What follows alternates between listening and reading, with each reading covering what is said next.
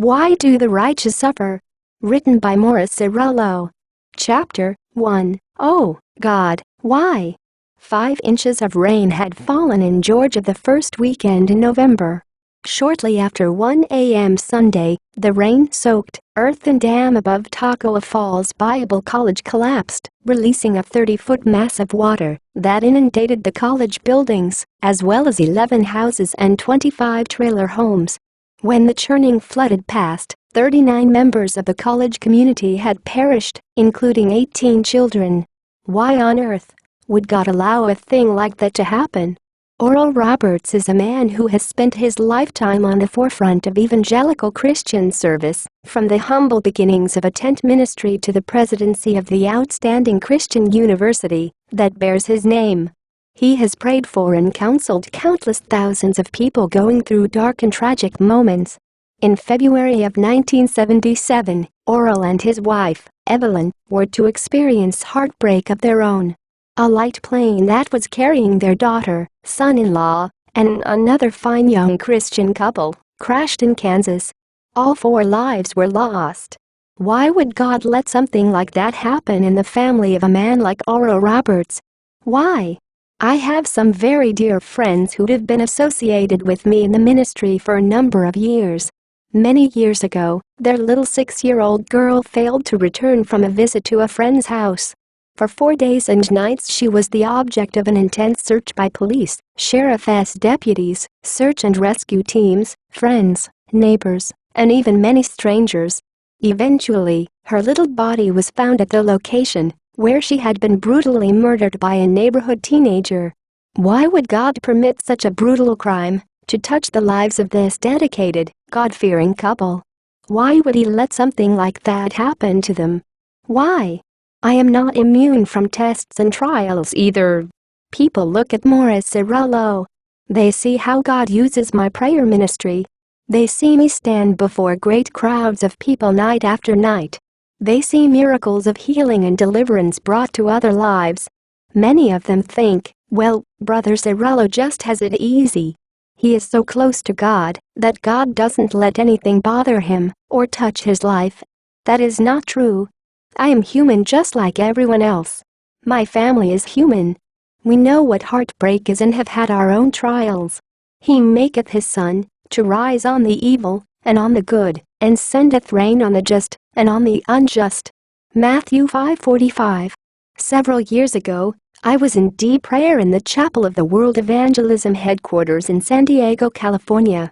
I saw in the spirit a great black cloud moving in over the ministry. I didn't have to wait long before I found out what that cloud was. In just a little while, several men who had been associated with this ministry in a very close way rose up, perpetrated evil lies, and began to tear down and to destroy. One young man, whom I had treated as a son and had helped to get started in a ministry of his own, turned on us suddenly and went to great effort and great expense to try to discredit us for no reason that was naturally discernible. Another of these men sent out a libelous news release to all of the major news services, filled with terrible lies. A strange part of this trial, one of the most difficult things for us to understand, was that Christians in high places of leadership, who knew the true story, would take no disciplinary action toward these men, even though they knew they were wrong. Teresa and I went through very deep waters. Our integrity, all that we had sacrificed for over 20 years, was put to the test. I could not help comparing the trials we suffered at that time as being a little of what Jesus suffered at the hands of Judas. It reminded me of what David went through when he wrote, "Yea, mine own familiar friend, in whom I trusted, which did eat of my bread, hath lifted up his heel against me." Psalms 41:9.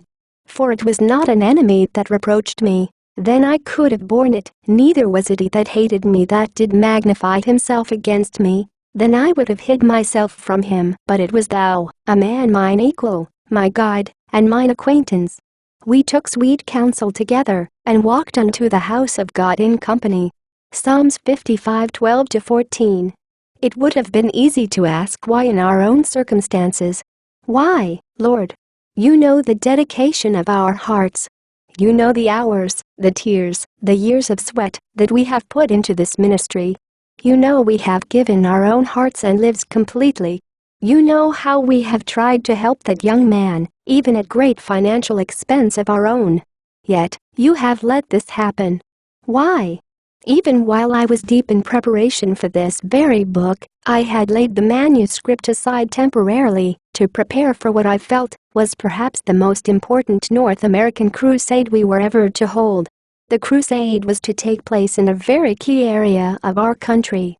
Added to that, television cameras were to film the entire proceedings so that we could share these great services with primetime television audiences across North America. On the very eve of this important event, my daughter, Susan, who has been such a tremendous blessing to our home personally and who fills a very vital function in the World Evangelism ministry, was called upon to go through a personal Gethsemane, and with her, all of us. Susan was deeply involved in preparation for her upcoming marriage. Many of the invitations had been sent, and the announcement to our friends had already been made through the pages of Deeper Life magazine. A few weeks before the crusade, Susan and I had been talking together. I turned to Susan and said, "Susan, what if something happens and the wedding is called off?" She said, "Oh, nothing is going to happen. Everything will be all right." I said, "Yes, but what if something should happen? What then? Would you still believe that all things work together for good to them that love God, as it says in Romans 8:28? "Of course," she replied, and I knew she meant it. 2 days before the meeting was to begin, I was engulfed in the preparation for the 1001 details which had to be attended to when a traumatic personal experience took place in our family. God showed Susan definitely and strongly that proceeding with her personal plans for marriage to this particular man was not what God wanted. I love my daughter very much. Her personal heartbreak was my own. Canceling the plans for her wedding was not an easy thing for her to do. As she shared with us, we all felt that the decision she was making was God's will. Still, it was not easy. It would have seemed reasonable to question God. Why, God? Why did you let the plans go this far, only to step in and intervene at the last minute? Why, oh, God, why? In that great auditorium on the opening night of the crusade, more than 1,000 people answered the invitation to give their hearts to Jesus. Hundreds received healing for their bodies. During the course of the service, many of my aides knew of our personal sorrow, but none of them could know what was really going on in my life at that time.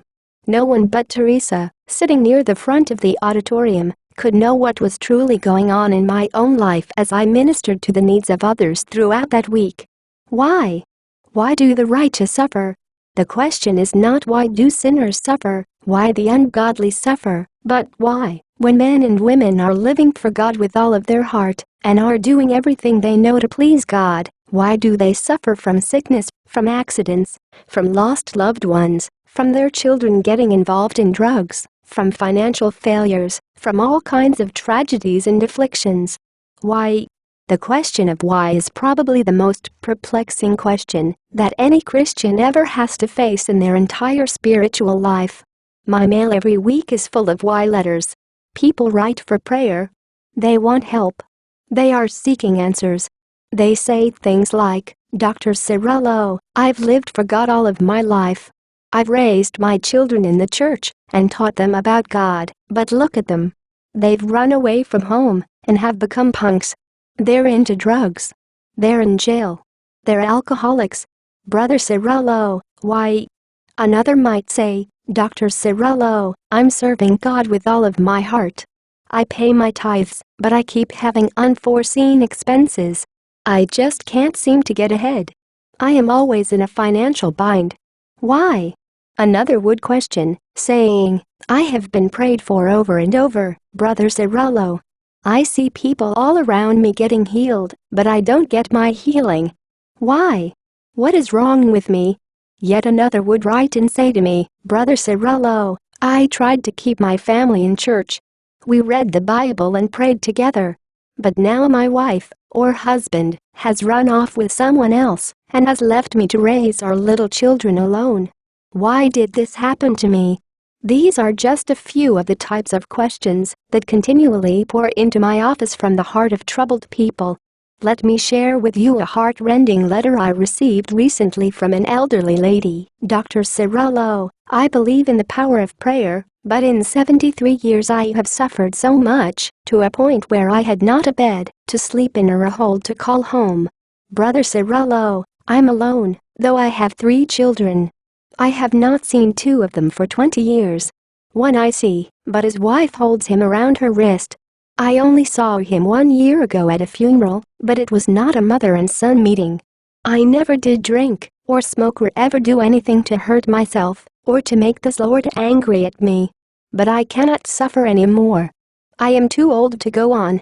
But your blessed magazine seems to say there is hope. I love the Lord. Why do I suffer so? I love my children very much. I would die for them.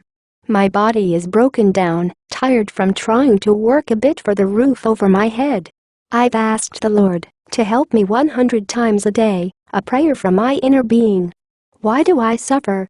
Why do my dear children forget me? Thank you for reading my letter of tears. Yours in spirit, Mrs. C.C.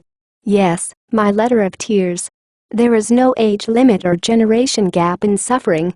This lady from Florida is only 21 years old, yet listen to her letter. Dr. Cerullo, my prayer request is I am lonely.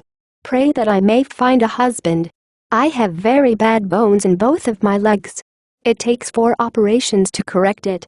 My muscles are very weak, so that I sometimes tremble when I walk. I tried exercise, but nothing happened. I have been mistreated ever since was 12 years old by my teacher and the children in my school.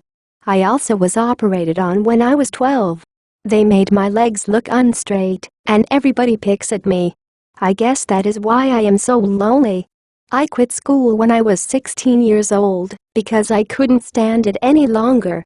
Now I am 21 years old, and nothing has changed. I am lonesome, unhappy, still being picked on, and my legs are getting worse. I don't know how much more I can take. I am at the end of my rope. Dr. Cerullo, I hope I am not taking up too much of your time, but I had to talk to someone, and I feel that it should be you. I read your paper, and I believe in you, and pray. I pray a lot, but my prayers don't seem to help. I tried to kill myself once. My mother won't ever listen to me. I can't eat at times. I lose weight, and the doctors seem as if they can't help me. I took vitamins, but they didn't help. The only place I go is to church, and I sing in the choir. I am not a bad person, and don't do evil things. That's why I can't understand why I am suffering so long. I don't do anything. I can't stand it anymore. I would rather die than suffer any longer. Please, please help me. Pray for me also. I am nervous too, that is why my writing is bad. Oh, please pray and help me. Yours in God's name, H.G. Yes, I can't stand it anymore. A man in Sacramento, California, wrote this about his marital situation. Brother Cerullo, I've been writing to you for some time regarding my marriage, which was destroyed by Satan in December 1976. My wife seems worse, more bitter, no love, just doing her thing. Our children, ages 6 and 10, are being left here and there. I'm not blaming anyone for my not receiving my answer from God. I do not blame God. I love Him. I praise Him for what He is doing and will continue to praise Him. I was only wondering why. I thank God for my marriage for the way it is, Ephesians 5:20. I will continue to trust Him, and He will bring it to pass, Psalms 37:5. I thank you for your prayers. I will continue to pray and support your ministry. God bless you, Morris Cerullo, and your family. Your brother in Jesus, T.M. Yes, I do not blame God. I was only wondering why. From Canada came this desperate plea. Dear Brother Cerullo, Christian greetings. Since July 1, I dreamed about my mother, stepfather and my ex-husband. My mom died in 1963. Ever since then, things are happening, hitting me between the eyes.